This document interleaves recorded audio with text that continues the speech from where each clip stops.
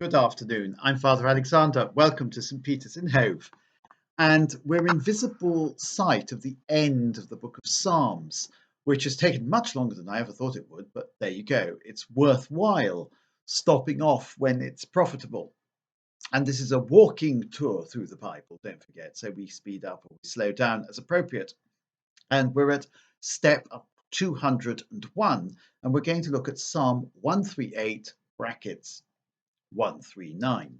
Now, this is the psalm that used to be given very much as a penance to penitents when I was a little boy, when I was a teenager at Ratcliffe College. We were blessed to have in our presence, in our midst, a wonderful priest called Father A.E. Basil.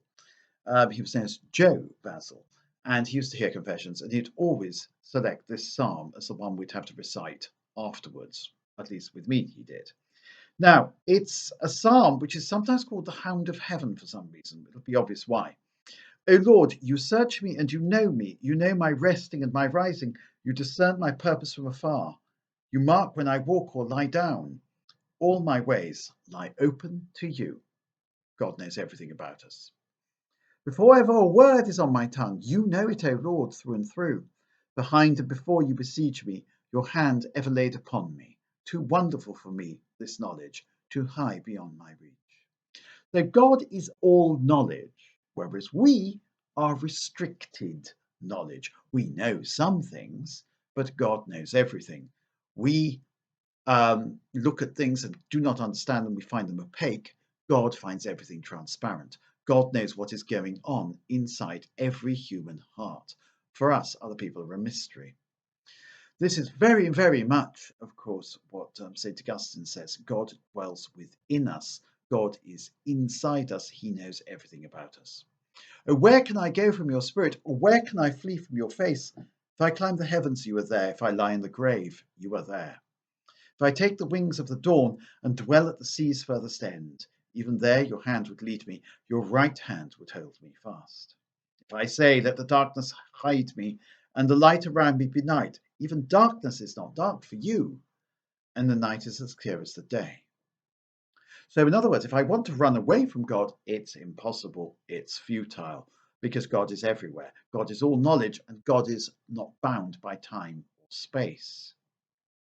Now, why would you want to run away from God? It strikes me that atheists have a problem with God. Well, they claim he doesn't exist. But of course, I'm not really quite sure I take that claim seriously because they spend so much of their time talking about God. Why talk about a non existent being?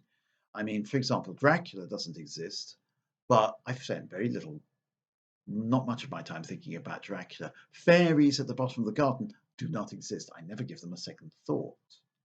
Dracula exists as a literary character, and he's quite interesting, but I don't really spend all my time worrying about him. Now, the desire to get away from God, that is a real desire. Where can I go from your spirit? Where can I flee from your face? In the psalm, it's not a desperate desire to get away from God. He's acknowledging God is everywhere, therefore there's no point in trying to get away from him. But some people want to get away from God. And these are the atheists.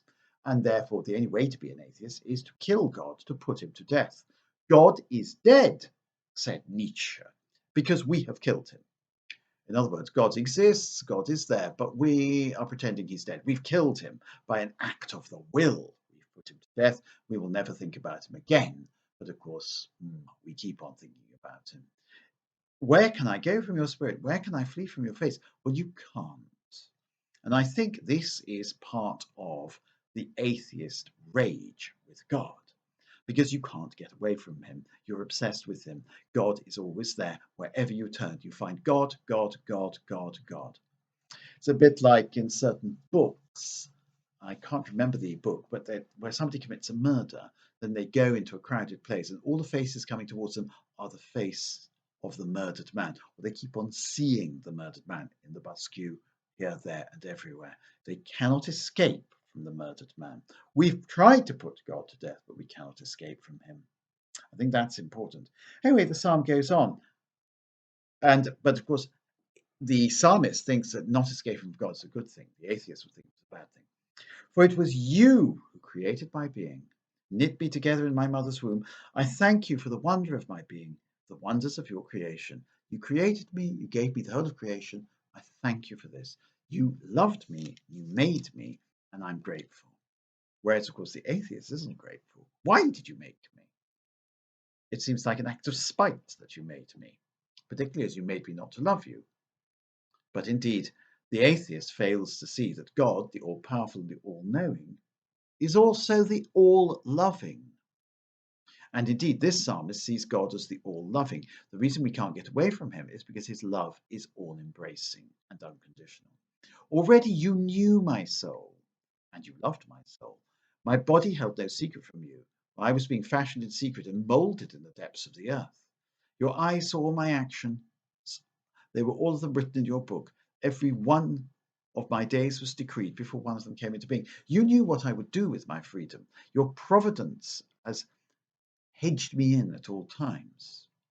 God made me free, and yet he knew what I would do with my freedom. God loved me and made me free. Whereas, of course, the atheist sees God as the one who's created us and keeps us as his prisoners, because he's all powerful. Therefore, we can only be powerful if we kill the one who's all powerful. Not true. God's power has made us masters of our own destiny. Thanks to the power of God, we've been created as autonomous beings. To me, how mysterious your thoughts, the sum of them not to be numbered. Indeed, God is transcendent. We can never capture God. We can never, the moment we think we've understood God, he's clearly what we've understood is not God, because God's infinity makes him transcendent. He escapes analysis. If I count them, they are more than the sand. To finish, I must be eternal like you. And because I'm not eternal, I could never finish. The more I contemplate God, the more I realize there is to contemplate. Oh, search me, O God, and know my heart. Oh, test me and know my thoughts. See that I follow not the wrong path, and lead me in the path of life eternal. I think this psalm is of immense beauty and immense profundity. It is a psalm about the transcendence of God. It is a psalm that reminds us that we are transcendent creatures as well. God, the transcendent, has created us who have an opening to transcendence. I said that this was a very Augustinian psalm, and so it is, very much in the spirit of St. Augustine. And it's also very much in the spirit of St. Thomas Aquinas. That's Augustine and Aquinas would recognize themselves in this psalm. Aquinas sees the human being as one who, in encountering the finite, the things in this world, has an opening or discovers an opening to the infinite. That is to say, I see the creature and I apprehend behind the creature or in my apprehension of the creature, the creator, who is so much greater than the creature, so much greater than myself. One of the things is we are constantly on a voyage of discovery.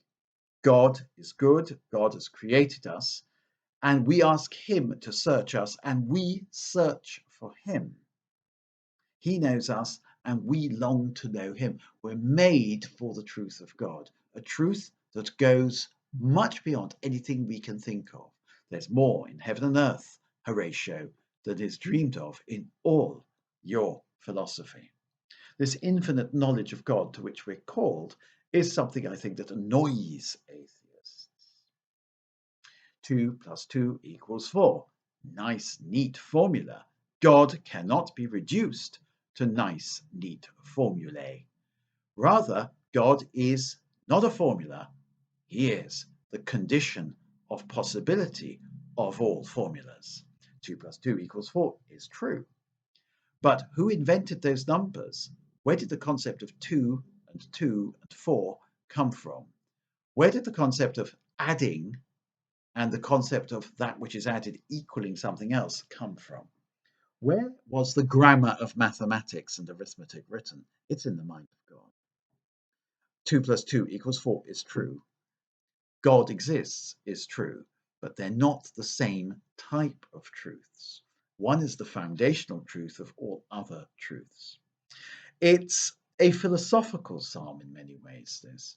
A lot of atheists, who of course are scientists or claim to be scientists, are very impatient with philosophy because philosophy, don't forget, is about asking questions and pointing to the preconditions of answers rather than giving clear answers. Philosophy, therefore, drives some people mad because it doesn't seem very concrete. And they're right, it's not particularly concrete, it's metaphysical.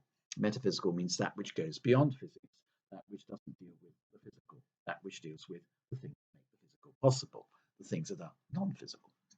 Okay, we're tying ourselves into philosophical knots here, but don't you see how important this psalm is? I hope I've tried to explain it. All the very best. Do read it and do enjoy it. Bye.